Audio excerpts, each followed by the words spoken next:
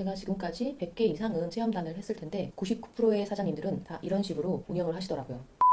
안녕하세요. 얼굴로 최 회장입니다. 저는 2019년부터 지금까지 네이버 블로그 체험단으로 활동을 하고 있는데요. 6년가량 수많은 맛집과 상품들을 체험하며 홍보를 했습니다. 오늘은 블로거의 입장이 아니라 체험단을 운영하는 사장님들을 위한 영상인데요. 제가 지금까지 100개 이상은 체험단을 했을 텐데 99%의 사장님들은 다 이런 식으로 운영을 하시더라고요. 그래서 안타까운 점들이 있었는데 오늘 제 영상을 끝까지 보시고 수정할 부분은 수정해서 조금 더 효율적이고 효과적으로 체험단을 활용하시기 바라는 마음에서 영상을 찍어봅니다.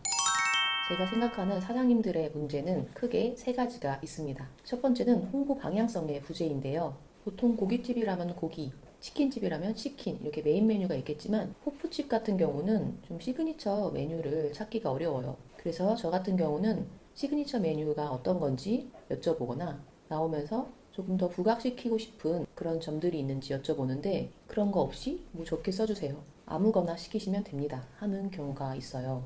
앞서 말씀드린 호프집 같은 경우는 이제 메뉴가 많다 보면 그럴 수도 있는데 그냥 단순히 원하는 메뉴 시키세요 보다는 원하는 메뉴 시키세요. 하지만 어떠어떠한 분위기를 조금 강조해서 써주세요.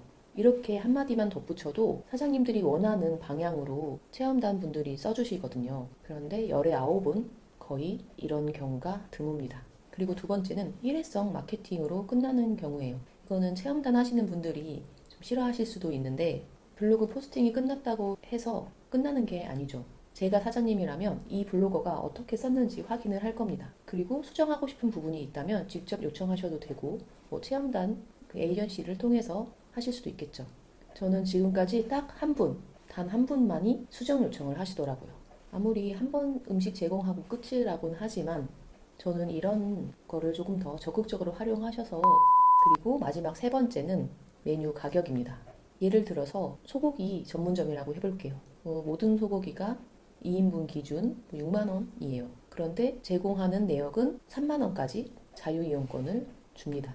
그럼 나머지 금액은 체험단이 내서 사 먹거나 아니면 체험단은 이 가격에 맞춰서 메뉴를 주문할 수밖에 없어요. 결국 이 체험단도 블로그를 하기 위해서는 본인의 시간과 그리고 사진 촬영 등의 노력, 글쓰기 노력 이런 것들이 통틀어서 들어가는 건데 몇천 원까지는 모르겠지만 몇만 원을 더 얹어주면서 주문을 하는 경우는 드물거든요. 왜냐하면 소고기집인데 뭐 돼지고기 가격에 맞춰서 시킬 수도 있어요.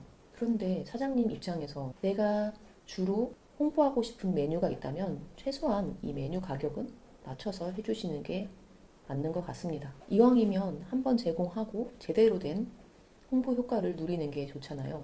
이거는 뭐 공짜로 먹으려고 하는 거 아니냐 이렇게 양심 오는하실 수도 있을 것 같긴 한데 어쨌든 제가 사장이라면 그렇게 할 것 같습니다.